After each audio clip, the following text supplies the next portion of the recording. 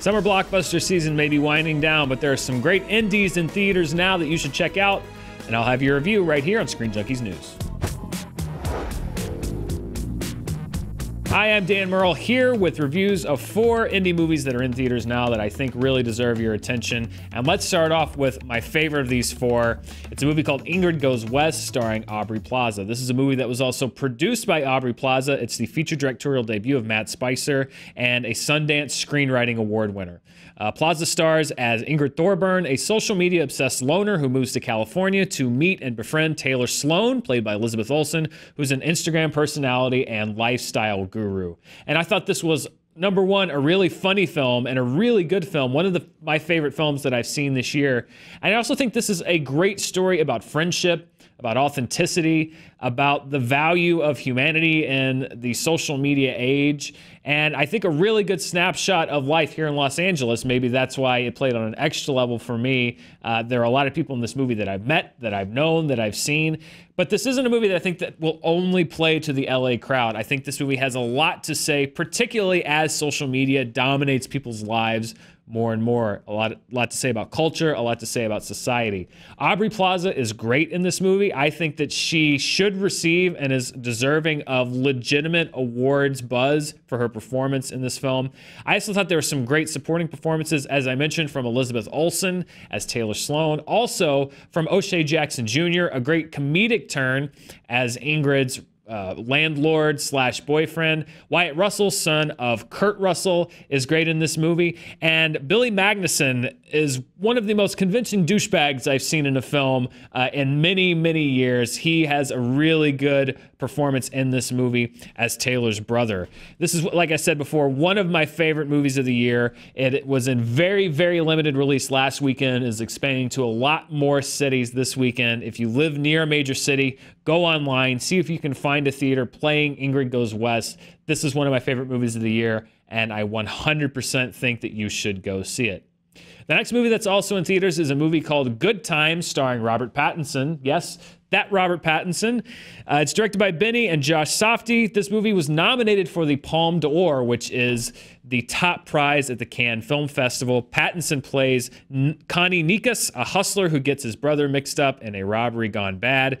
This escalates into a series of mistakes that just tends to make the situation worse and worse. This is one of those great one-night crime movies. We're really following Robert Pattinson as he travels around New York City, trying to get his brother out of jail, hitting a wall at every turn, making a decision that makes things worse and worse. I really, really enjoyed this film. Robert Pattinson is really good in this movie, and I think he gets a lot of flack for the whole Twilight thing, but if you look at his career afterwards, I think he's made some really good decisions, and this is one of the better performances, if not his best performance. He was also really good in The Lost City of Z, a smaller movie that came out this summer.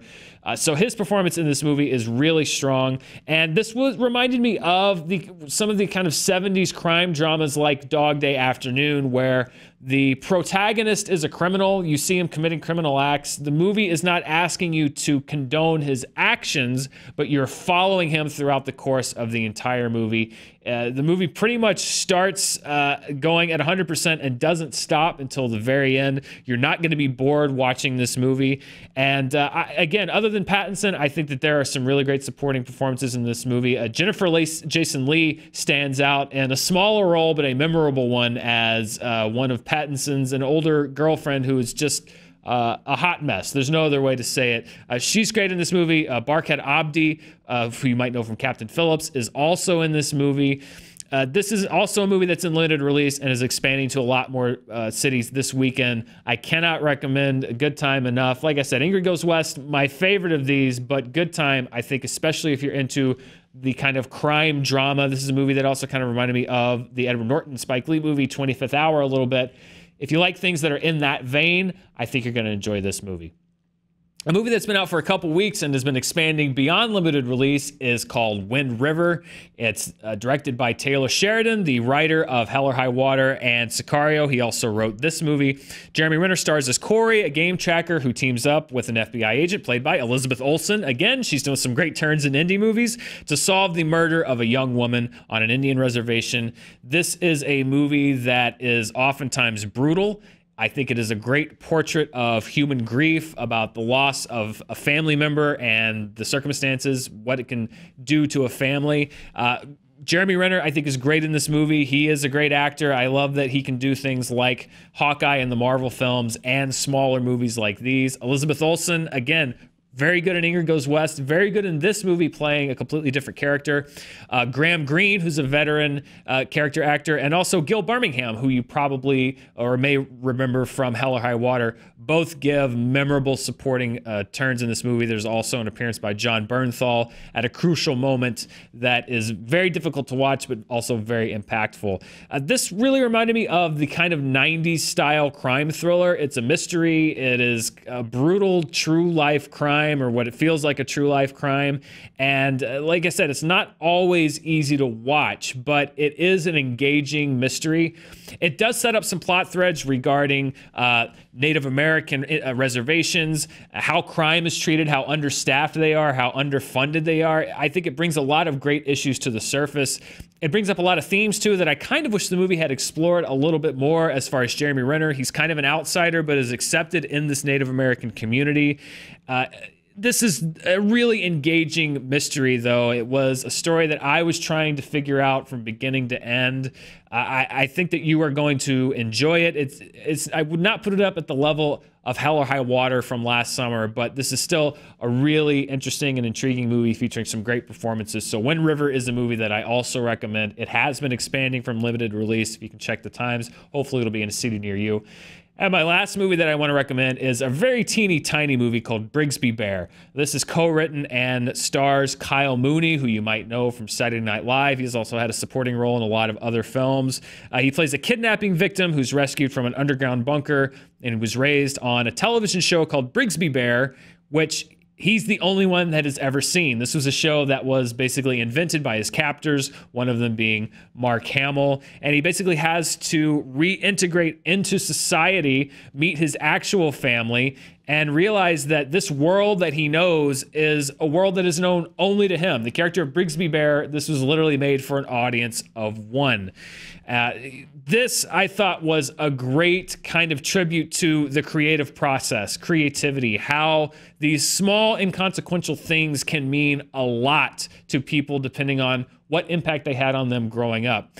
He basically sets out to finish the story of Brigsby Bear with the help of his new family and friends, and that's where this movie got to me the most on an emotional level, was just this kind of tribute to going out and being creative and telling the story. Even if it's a story that you think only you're interested in, you might be surprised by how it connects to other people. There's some great supporting performances in this movie as well. Ryan Simpkins plays his resentful sister. As I mentioned, Mark Hamill plays his captured father, who comes back into play into the story. And Mark Hamill also did the voice work for both Brigsby Bear and the villain of Brigsby Bear, Sun Snatcher. There's some great kind of lo-fi VHS work. This is very reminiscent of the 80s kind of Teddy Ruxpin feel as far as the animatronic bear. They play a lot with that, with this kind of cultural isolation. Greg Kinnear's also great in this movie. He plays a helpful detective who also decides to team up with Kyle Mooney and help him make this movie a reality. This was a great portrait of passion, of creativity. I'm not sure if the movie as a whole exceeds the creativity of its premise, but I thought this was a really fun and a really sweet movie, especially if you do like making movies, if you're a fan of movies, if you're really creative in any way. I really think this movie has a lot to say about the power of art and what different things can mean to different people. Brigsby Bear is in very limited release. It has been slowly rolling out. You may have to look for it a little bit, but if you can't find it in a theater, you should be able to get it soon on Blu-ray or VOD. This is a really fun movie, one of the most unique movies of the year, and something that I think is worth your time. So those are 4 indie movies that are currently in theaters. Check all of them out. We will be covering both the blockbusters coming out and the other small indie movies as they roll out here on Screen Junkies News. I hope you're able to find these movies. I hope you enjoy them. Let us know what you like, what you didn't like, and what you would like for us to review here on Screen Junkies News. Until next time, I'm Dan Murrell.